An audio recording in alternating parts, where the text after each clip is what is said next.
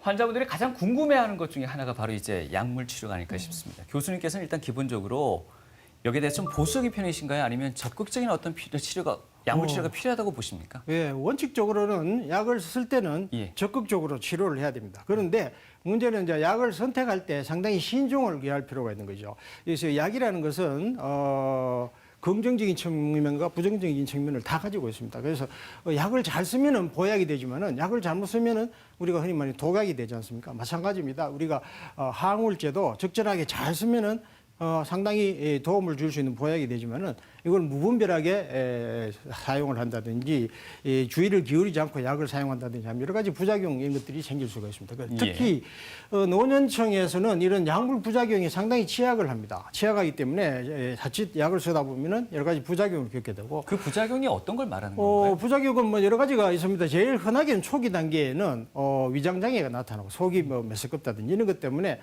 처음에 약을 먹어보고 잘 안 드시려고 하는 경우가 많죠.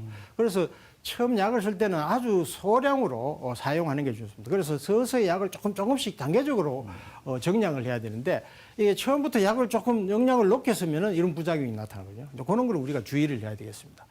그리고 또 한 가지는 이제 노년기에는 여러 가지 동반된 질환이 많기 때문에 기존에 이 동반된 질환에 따른 약을 복용하는 경우가 많죠. 그래서 약을 복용하는 게 뭐 적게는 5가지, 많게는 10가지 이상의 약물을 복용하시니까 이런 여러 가지 약을 같이 먹다가 보면은 약들 간에 서로 상호작용이 나타나고 이것이 오히려 부작용을 더 악화시킨다든지 어떤 경우에는 약 효과를 떨어뜨린다든지 여러 가지 문제를 일으킬 수 있습니다. 그래서 이런 약물 상호작용을 우리가 상당히 조심해야 되겠고 그리고 결국은 이런 부작용이나 이런 문제 때문에 어르신들이 약을 지속적으로 잘 복용하지 않습니다. 그래서 약을 드시다가 중간에 그만두신다든지 뭐 이렇게 해서 약물에 대한 복용률을 그걸 우리가 수농도라고 그러는데 이 수농도가 낮은 경우가 많죠. 이것이 하나의 또 문제가 되겠고 결국은 또 자칫 잘못하면은 어르신들 인지 기능이 떨어지니까 약을 제때 잘 시간 맞춰 복용하셔야 되는데 함부로 자꾸 드시다 보면은 과복용을 한다든지 오용을 한다든지 이런 문제가 있기 때문에 이런 여러 가지 문제들이 실제로 노년기 우울증에서 치료할 때 우리가 당면한 여러 가지 문제라고 볼 수 있습니다. 예.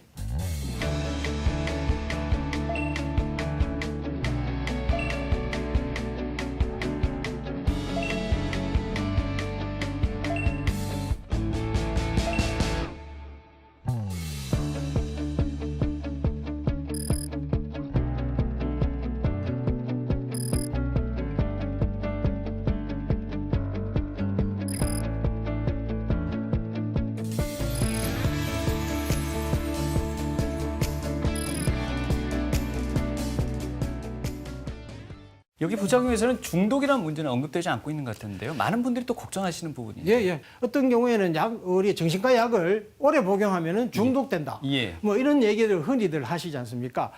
근데 실제로 중독될 정도의 그 정도의 현상이 생기려면은 진짜 약물을 특히 특정 약물 우리가 소위 수면제 계통이나 아니면 항불안제 계통, 특히 벤조다이아제핀 계통의 항불안제 이런 것들은 수년간 수년 이상 장기간 복용하면은 조금 의존성이 생긴다든지 이런 가능성이 있지만은 우리가 흔히 사용하는 항우울제 같은 경우에는 의존성이 거의 없는 약물입니다. 그래서 그것은 비교적 우리가 안전하게 쓸 수 있기 때문에 그 점에 대해서는 너무 염려 안 하셔도 될 것 같습니다.